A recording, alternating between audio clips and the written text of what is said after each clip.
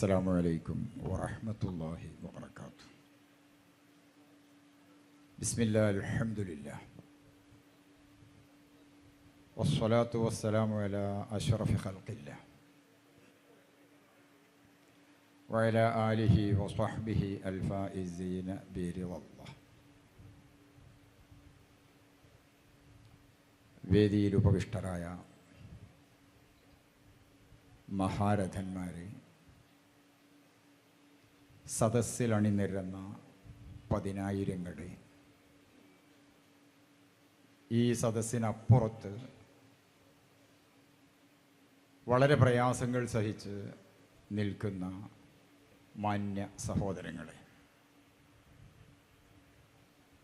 മഹാനായ സുൽത്താനുൽ ഉലമയുടെ നേതൃത്വത്തിൽ കേരള മുസ്ലിം ജമാഅത്ത് മനുഷ്യർക്കൊപ്പം എന്ന പ്രമേയം സ്വീകരിച്ച് നടത്തുന്ന കേരള യാത്രക്ക് ചാവക്കാട് നഗരി ഇന്നുവരെ കണ്ടിട്ടില്ലാത്ത ഒരു വലിയ സ്വീകരണമാണ് ഇവിടെ ഒരുക്കിയിരിക്കുന്നത്. അൽഹംദുലില്ലാഹ്. ആ സ്വീകരണത്തിന് ജാഥാനായകർ, യാത്രാനായകർ നമുക്ക് നന്ദി രേഖപ്പെടുത്തുമെന്നതുകൊണ്ട് ഞാൻ ആ ഭാഗത്തേക്ക് കടക്കുന്നില്ല. മനുഷ്യർക്കൊപ്പം ഒരുപാട് കേട്ട് ഇടക്കാലത്ത് കേരള മുസ്ലിം ജമാഅത്ത് ഈ മുദ്രാവാക്യം സ്വീകരിച്ചതിൽ പിന്നെ കേരളീയ സമൂഹം വളരെ കൂടുതൽ ഈ മുദ്രാവാക്യത്തോട് സമരസപ്പെട്ടിട്ടുണ്ട്. പറഞ്ഞാൽ തീരാത്തത്ര വിശാലമായ ഒരു മുദ്രാവാക്യമാണ്. ഈ മുദ്രാവാക്യം ഉയർത്തിപ്പിടിച്ച് യാത്ര നടത്താൻ കേരളത്തിൽ ഏറ്റവും കൂടുതൽ അർഹതയുള്ള മഹാമനീഷിയാണ് ഈ യാത്ര നയിക്കുന്നത്. ആരാണ് മനുഷ്യൻ? ഈ ചോദ്യം അന്യരോടല്ല,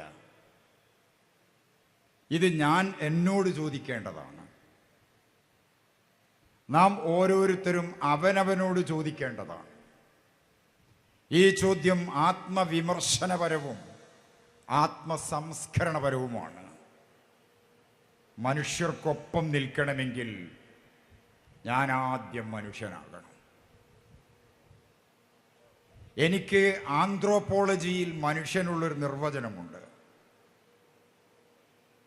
ചരിത്രത്തിൻ്റെ ദശാസന്ധികളിലൂടെ ഞാൻ മനുഷ്യനെ വായിക്കുമ്പോൾ എനിക്ക് കിട്ടുന്നൊരു ചിത്രമുണ്ട്. വേദങ്ങളുടെ ഇതിഹാസങ്ങളുടെ ബലത്തിലുള്ള അന്വേഷണത്തിൽ ഞാൻ എത്തുന്ന ഒരു തുരുത്തുണ്ട്. ആധുനിക ശാസ്ത്രവിദ്യകളുടെ അടിസ്ഥാനത്തിൽ എൻ്റെ പരിമിതമായ അറിവിലൂടെ, ശാസ്ത്രക്കണ്ണിലൂടെ, കുഴലിലൂടെ ഞാൻ നോക്കുമ്പോൾ കണ്ടെത്തുന്ന ഒരു മനുഷ്യനുണ്ട്. ആ മനുഷ്യൻ്റെ ചിത്രം, ആ മനുഷ്യൻ്റെ രൂപം സത്യത്തിൽ യഥാർത്ഥ മനുഷ്യൻ്റെ ചിത്രമാണ്.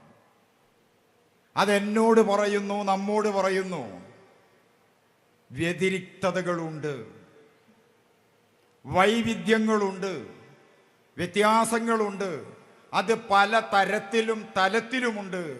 എന്നാൽ തന്നെയും നാം എല്ലാം മനുഷ്യരാണ്. ആരാ സൃഷ്ടാവ്? എങ്ങനെയാ മനുഷ്യോൽപത്തി? ഈ കാര്യങ്ങളിലൊക്കെ തർക്കങ്ങളുണ്ടാകാം. ഇവിടെ തർക്കങ്ങളുടെ, വിവാദങ്ങളുടെ നേരമല്ല. സംവാദങ്ങളിലൂടെ സത്യാന്വേഷണത്തിനുള്ള സമയമാണ്. ആ അർത്ഥത്തിൽ നാം മനുഷ്യരെ തേടിപ്പോകുമ്പോൾ മനുഷ്യന് ഹ്യൂമസ് എന്ന് പറയുന്ന, മണ്ണെന്ന് പറയുന്ന, ഹോമോസാപ്പിയൻസ് എന്ന് പേര് കിട്ടിയ ആ മനുഷ്യനെക്കുറിച്ച് വിശുദ്ധ ഖുർആനിൽ പറഞ്ഞിരിക്കുന്നത് മിൻ ഹെമഇം മസ്നൂൻ. ഈ ഹ്യൂമസും ഹോമോസാപ്പിയൻസും ഹെമവും തമ്മിൽ ബന്ധമുണ്ടായിരിക്കാം എന്ന നേരിയ നിഗമനത്തിനപ്പുറത്തേക്ക് ആധികാരികമായി അതേ വിലയിരുത്താനുള്ള ഒരു കഴിവും എൻ്റെ മുമ്പിലില്ലാത്തത് കൊണ്ട് ഹെമഇം മസ്നൂൻ എന്ന ആ പദം മാത്രമാണ് ഞാൻ നിങ്ങളെ കേൾപ്പിക്കുന്നത്. ഈ മനുഷ്യനെ പടച്ച തമ്പുരാൻ സൃഷ്ടിച്ചത് മണ്ണുകൊണ്ടാണ്. മണ്ണെന്ന് പറയുന്ന നിർഭരമായി നിൽക്കുന്ന ഒരു തുരുത്തിലാണ്, ആകാശഗോളത്തിലാണ് മനുഷ്യകുലത്തെ അധിവാസത്തിന് വേണ്ടി റബ്ബ് തആല വിന്യസിച്ചിരിക്കുന്നത്. ഈ വിന്യാസത്തോടൊപ്പം തന്നെ ആവശ്യമുള്ളതൊക്കെ സൃഷ്ടിച്ചു കൊടുത്തു. ആവശ്യമുള്ളതെല്ലാം സൃഷ്ടിച്ചു കൊടുക്കുക മാത്രമല്ല, നിത്യജീവിതത്തിലും സകല മേഖലകളിലും വവളഅൽ മീസാൻ, സന്തുലനമായ അവസ്ഥയെ കാത്തു സൂക്ഷിക്കേണ്ടതിൻ്റെ അനിവാര്യതയും പടച്ച തമ്പുരാൻ നമുക്ക് നൽകിയിട്ടുണ്ട്. ഇതാണ് മനുഷ്യൻ.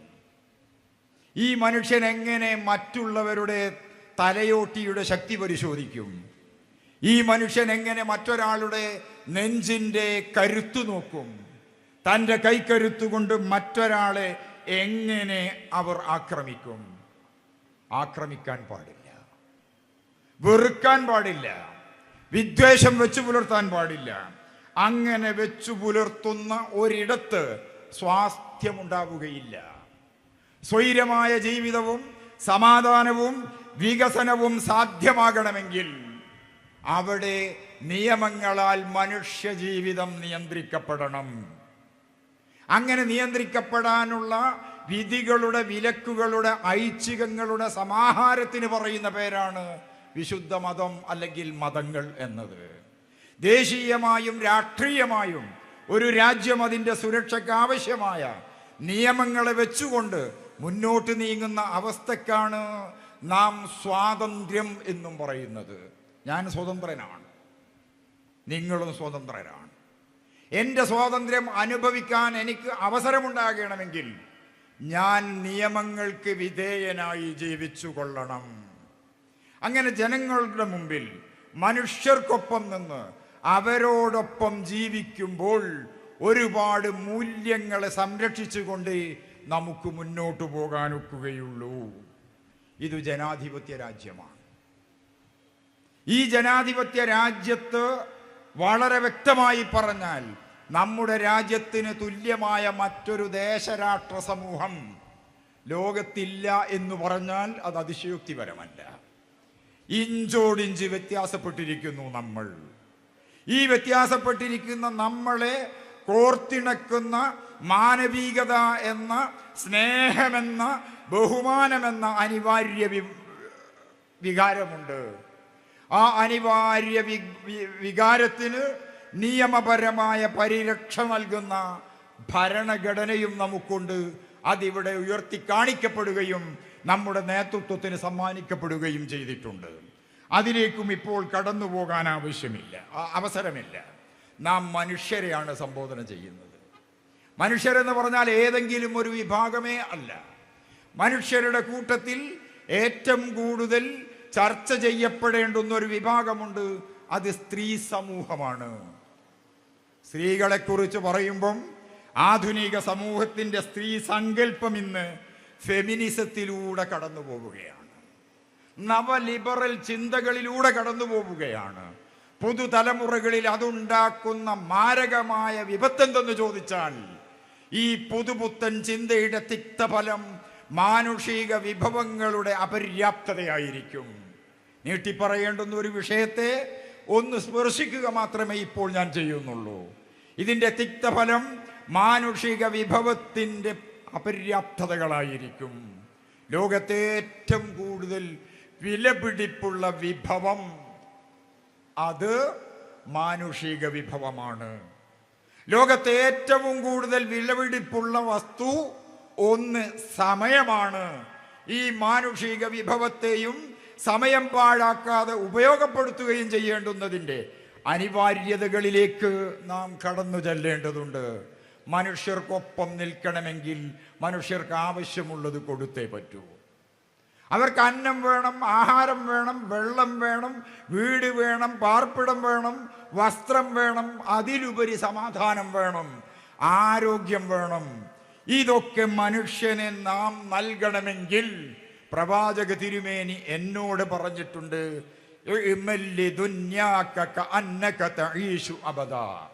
കാലാകാലങ്ങളിൽ ഇവിടെ ജീവിക്കുമെന്ന തരത്തിൽ ഈ ഭൂമിയിൽ നിന്നോട് ഏൽപ്പിക്കപ്പെട്ട ദൗത്യ നിർവഹണത്തിന് നിയന്ത്രണങ്ങൾക്കും നിയമങ്ങൾക്കും വിധേയമായി അത്യധ്വാനം ചെയ്യാൻ ബാധ്യതപ്പെട്ടവനാണ് ഞാൻ, അല്ലെങ്കിൽ നമ്മൾ. മനുഷ്യരോടൊപ്പം നിൽക്കുക. മനുഷ്യരോടൊപ്പം നിൽക്കുമ്പോൾ നാം മനസ്സിലാക്കേണ്ടുന്ന ഒന്ന്, സ്ത്രീത്വത്തെ പറ്റി ഞാൻ പറഞ്ഞു.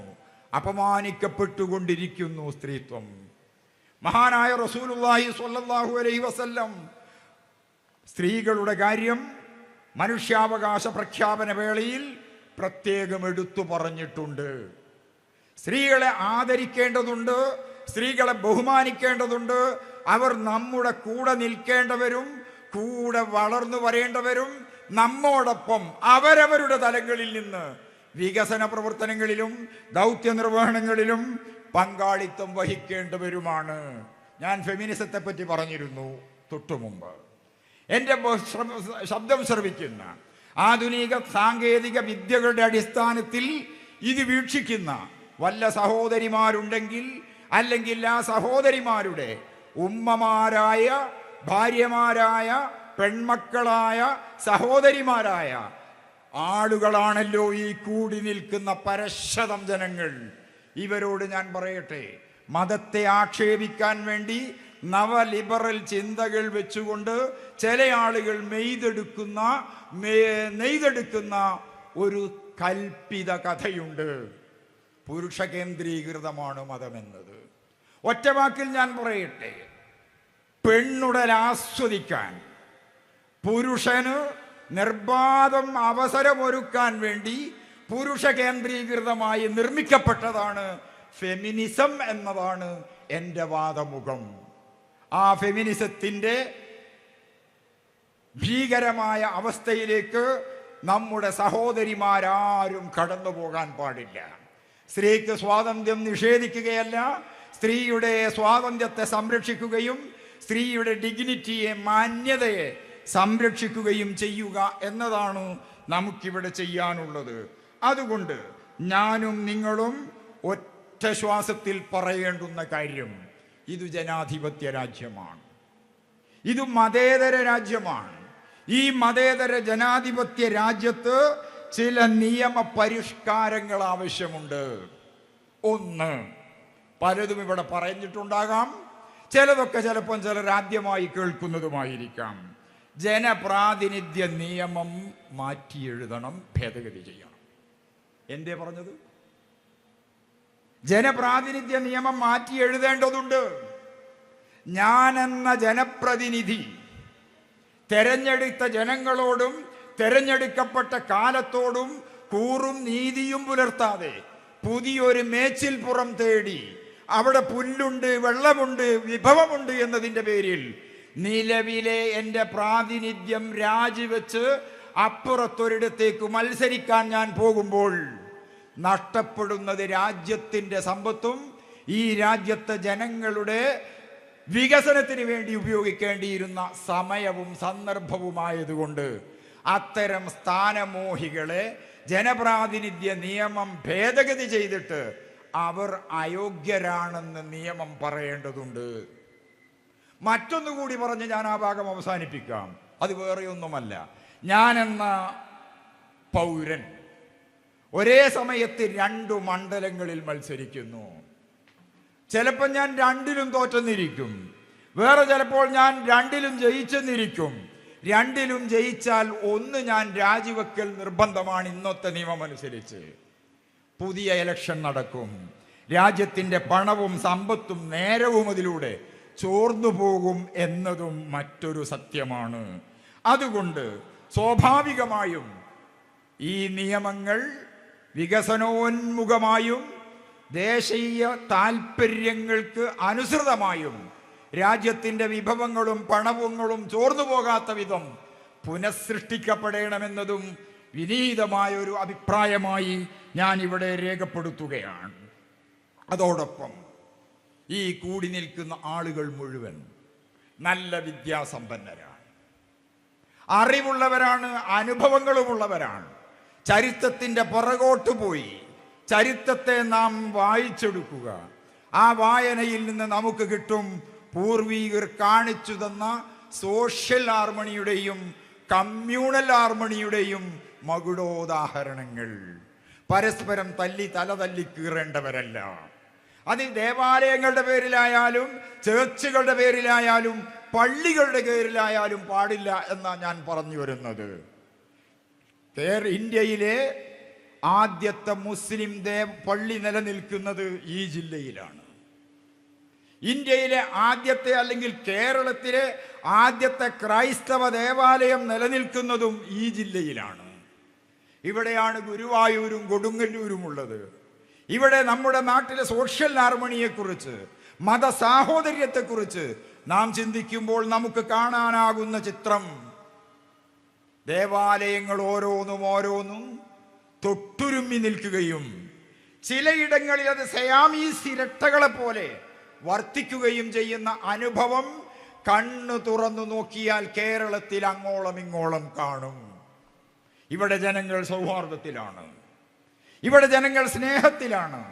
ഈ സൗഹാർദ്ദത്തെയും സ്നേഹത്തെയും വർഗീയത കൊണ്ട് നശിപ്പിക്കാൻ ഉദ്ദേശിക്കുന്ന വല്ല മനസ്സുമുണ്ടെങ്കിൽ അവരുടെ കുടില ശ്രമങ്ങളോട് നിരാകരണം ചൊല്ലാനും വിസമ്മതം പാടാനും പോണ്ട ആർജവം ഈ രാജ്യത്തെ ജനങ്ങൾ നേടിയെടുത്തിട്ടുണ്ട്, നേടിയെടുക്കേണ്ടതുമുണ്ട്. നാം അതിനെ കൂടുതലായി പുഷ്ടിപ്പെടുത്തേണ്ടതുണ്ട്. ഇവിടെ നാം മനസ്സിലാക്കേണ്ടുന്ന ഒരു കാര്യം, യഥാർത്ഥ കേരള സ്റ്റോറി സ്നേഹത്തിൻ്റെതാണ്. യഥാർത്ഥ കേരള സ്റ്റോറി ബഹുമാനത്തിൻ്റെതാണ്.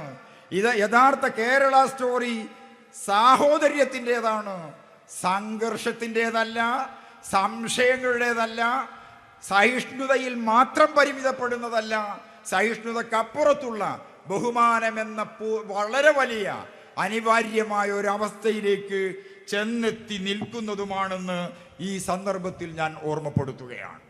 മറ്റൊരു കാര്യം എനിക്ക് നിങ്ങളോട് പറയാനുള്ളത്, നമ്മുടെ സ്വച്ഛവും സുന്ദരവുമായ ഒഴുക്കിനും യാത്രക്കും വിഘാതം സൃഷ്ടിക്കുന്ന മറ്റൊരു പ്രതിഭാസമുണ്ട്. അത് ലഹരിയാണ്. ലഹരി ഞങ്ങളുടെ വീക്ഷണത്തിൽ, വിശുദ്ധ ഇസ്ലാമിന്റെ വീക്ഷണത്തിൽ കുല്ലു മുസ്കിറുൻ ഹറാം, മതോന്മത്തത സൃഷ്ടിക്കുന്ന ഖരവാതക ദ്രവ്യ വ്യത്യാസമില്ലാതെ ഏതൊക്കെ ലഹരി വസ്തുക്കളുണ്ടോ അത് ഓൾഡ് ജനറേഷൻ ആയാലും ന്യൂജൻ ആയാലും ജെൻസി ആയാലും വർജിക്കപ്പെടേണ്ടതാണ്. ദൈവത്തിൻ്റെ സ്വന്തം നാട്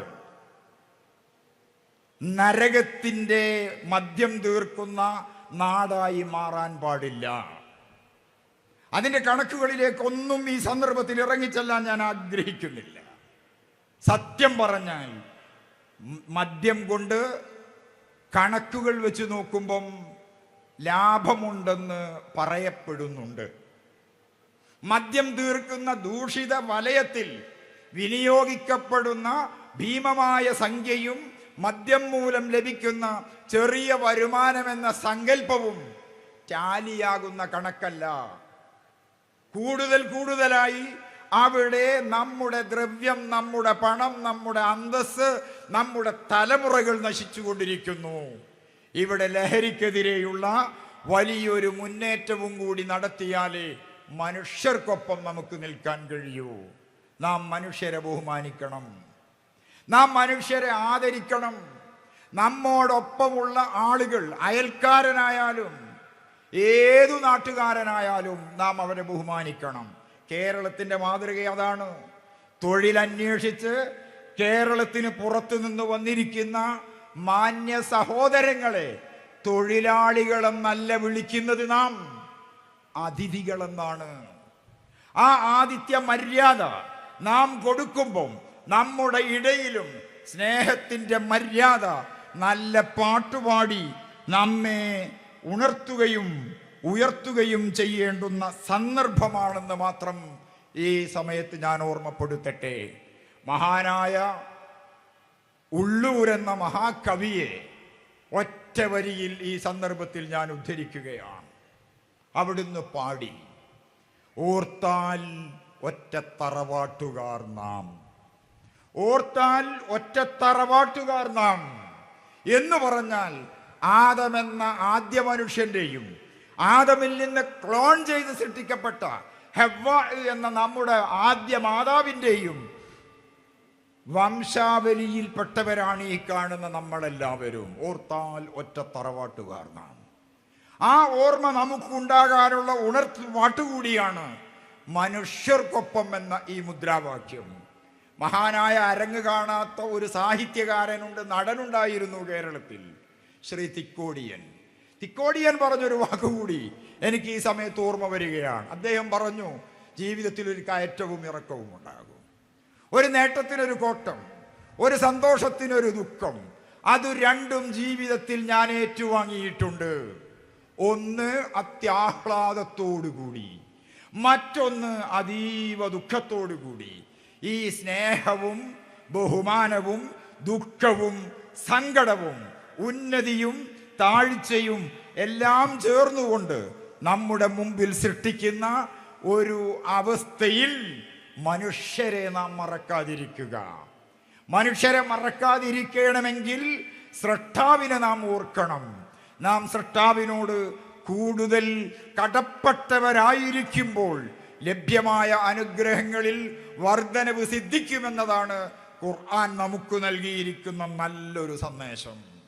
ഇനി ഒന്നുകൂടി ഞാൻ പറയാം. സ്നേഹമാണ് അഖില സാരമൂഴിയിൽ എന്ന് മഹാകവി പാടിയിട്ടുണ്ട്. ആ സ്നേഹത്തെക്കുറിച്ച് പ്രവാചക തിരുമേനി പറഞ്ഞൊരു വാക്കുണ്ട്.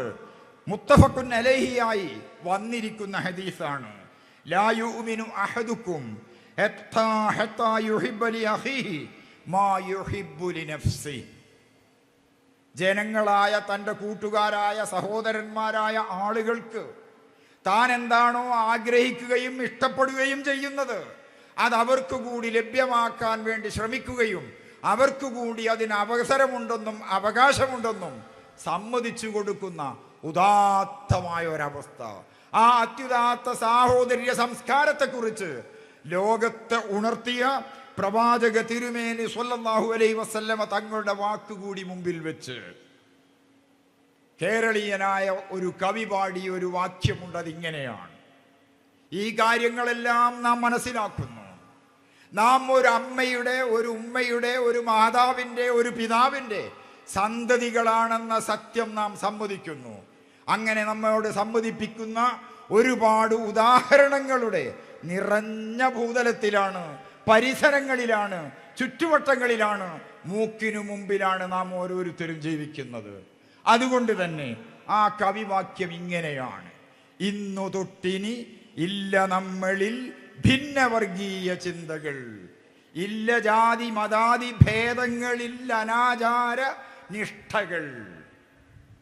ഈ വരികൾ നമ്മുടെ മനസ്സിലുണ്ടാകണമെന്ന് ആഗ്രഹിച്ച് മഹാനായ സുൽത്താനുൽ ഉലമാ ഉസ്താദ് അവറുകൾ നടത്തുന്ന മനുഷ്യർക്കൊപ്പം എന്ന ഈ മുദ്രാവാക്യത്തിൻ്റെ ആന്തരിക സത്ത മനസ്സിലാക്കി അതിന്നു മാത്രം കേട്ടുപോകേണ്ടുന്ന, ഇന്നലെകളിൽ മാത്രം വിളിച്ച് നാളെകളിൽ മറന്നു പോകേണ്ടുന്ന ഒരു മുദ്രാവാക്യമല്ല.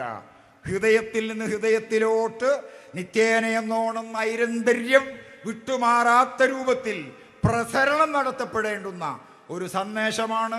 അതൊരു വാക്യമല്ല, അതൊരു കർമ്മകാണ്ഡമാണ്. ജീവിതാന്ത്യം വരെ തുടരേണ്ടുന്ന വളരെ വലിയൊരാശയമാണ് എന്നത് കൂടി നാം മനസ്സിലാക്കുകയും, നേരത്തെ ഇവിടെ പരാമർശിക്കപ്പെട്ടതുപോലെ നിമിഷപ്രിയയുടെ വിഷയത്തിൽ ഉസ്താദ് ഇടപെട്ടു.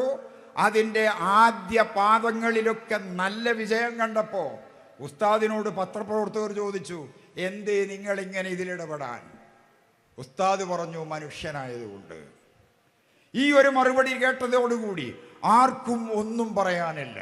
അതാണ് മഹാനായ ഉസ്താദിൻ്റെ മുമ്പിൽ ഒരുപാട് കർമ്മ പദ്ധതികളുണ്ട്. കേരളക്കരയിൽ ഉസ്താദ് നിർമ്മിച്ച വലിയൊരു വിപ്ലവമുണ്ട്. ഇന്ത്യ മഹാരാജ്യത്ത് ഉസ്താദ് സൃഷ്ടിച്ച വലിയൊരു മാറ്റമുണ്ട്. ആ മാറ്റത്തിൻ്റെ പ്രസരണങ്ങൾ ലോകത്തിൻ്റെ വ്യത്യസ്ത സ്ഥലങ്ങളിലേക്ക് കടന്നു ചെന്നിട്ടുണ്ട്. ഉസ്താദിനോടൊപ്പം അവർ നിൽക്കുന്നുണ്ട്, ഉസ്താദ് അവർക്കൊപ്പം കൈകോർക്കുന്നുണ്ട്. അവരുടെ സഹായങ്ങളുണ്ട്. നമ്മുടെയും സഹായങ്ങൾ ഈ പ്രസ്ഥാനത്തിനുണ്ടാകണം എന്ന് മാത്രം പറഞ്ഞുകൊണ്ട് സമസ്ത കേരള ജംഇയ്യത്തുൽ ഉലമയുടെ സെന്റിനറിയുടെ ഭാഗമായാണ് ഈ കേരള യാത്രയെന്നും ഇത് ആകസ്മികമായി വന്നതല്ലെന്നും 2023 ആസൂത്രണം ചെയ്ത് ഓരോരോ ഘട്ടത്തിൽ നടപ്പാക്കേണ്ടുന്ന കർമ്മസാമയികത്തിൻ്റെ ഭാഗമായി ഇപ്പോൾ നാം ജനങ്ങളെ സമീപിക്കുന്ന മുദ്രാവാക്യമാണെന്നും നാളെകളിൽ ഇനിയും വലിയ കർമ്മ പദ്ധതികളും ആവേശോജ്വലമായ മുദ്രാവാക്യങ്ങളുമായി സമസ്ത കേരള ജംഇയ്യത്തുൽ ഉലമ, റയീസുൽ ഉലമയുടെയും സുൽത്താനുൽ ഉലമയുടെയും നേതൃത്വത്തിൽ കേരളീയ സമൂഹത്തിലേക്ക് ഇറങ്ങി വരുമെന്നും നിങ്ങൾ ഇക്കാലം അത്രയും നൽകിയ മഹത്തായ പിന്തുണ തുടർന്നും ഉണ്ടാകണമെന്ന് ആഗ്രഹിച്ചും ഒപ്പം നിന്നവർക്കെല്ലാം അതിന് തക്കതായ പ്രതിഫലം ലഭ്യമാകട്ടെ എന്ന് അഭിലഷിച്ചും മറ്റുള്ളവർക്ക് കൂടി ഈ മഹാപ്രവാഹത്തിൽ പങ്കാളികളാകാൻ അവസരമൊരുങ്ങട്ടെ എന്നും ആഗ്രഹിച്ചും അസ്സലാമു അലൈക്കും വറഹ്മത്തുള്ളാഹി.